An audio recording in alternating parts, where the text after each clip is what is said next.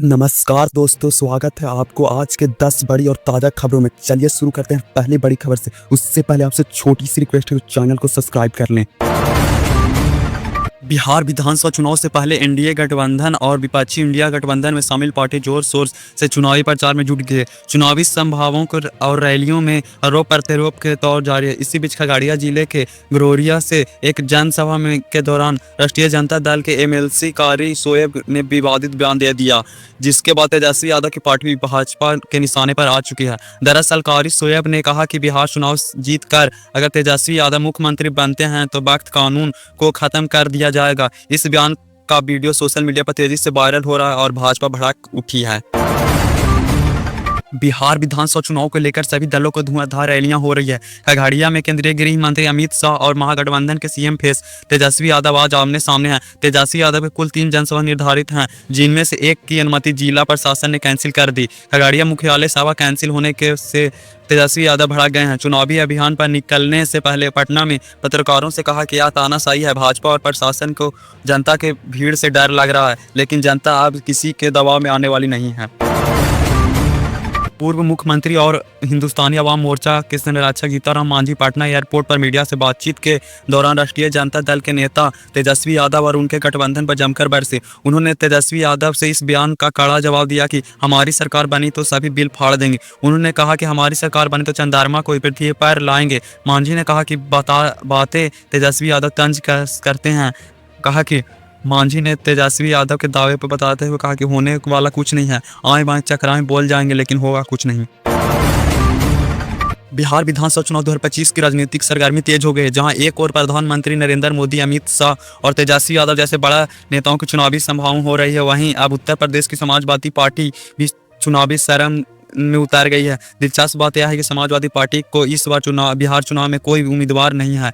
इसके बावजूद भी महागठबंधन आरजेडी, कांग्रेस, वाम दल के उम्मीदवारों के पक्ष में प्रचार करने के लिए 20 स्टार प्रचारकों की सूची जारी किया है। यह कदम लालू यादव और अखिलेश यादव के बीच में मजबूत व्यक्तिगत संबंध को स्पष्ट करता है।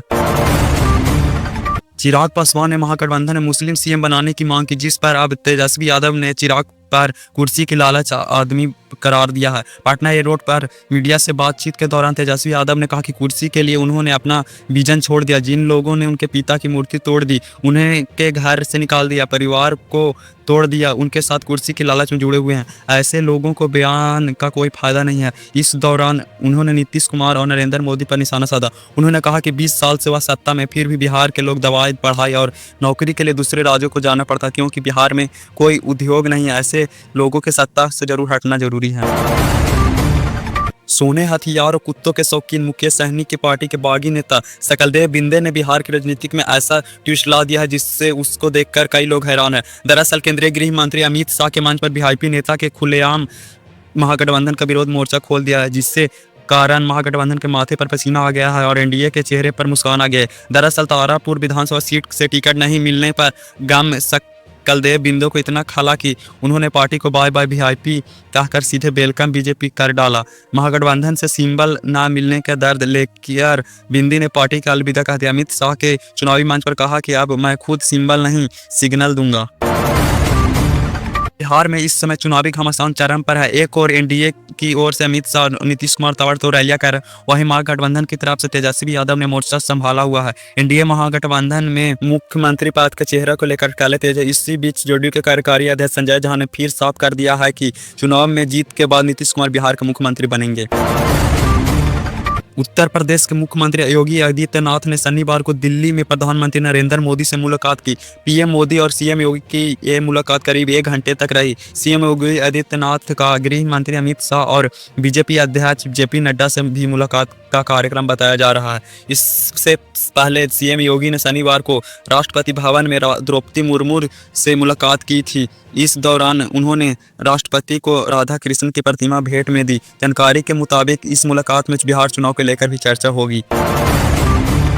उत्तर प्रदेश के कुरनूल में शुक्रवार हुए भयानक बस हादसे की भयावह तस्वीर धीरे धीरे सामने आ रही है। बेंगलुरु जा रही प्राइवेट बस में आग लगने से कम 20 लोगों की मौत हो गई है। अब इस पूरे कांड में एक नया और चौंकाने वाला खुलासा सामने आया है, जिसने सबको हैरान कर दिया। बता दें कि बस में कुल 44 लोग सवार थे। यह हादसा राष्ट्रीय राजमार्ग 44 पर कुरनूल के बाहरी इलाके में हुआ, जब बस की टक्कर एक मोटरसाइकिल से हुई। ज्यादातर यात्री सो रहे थे, जिससे हादसा और भयानक बन गया।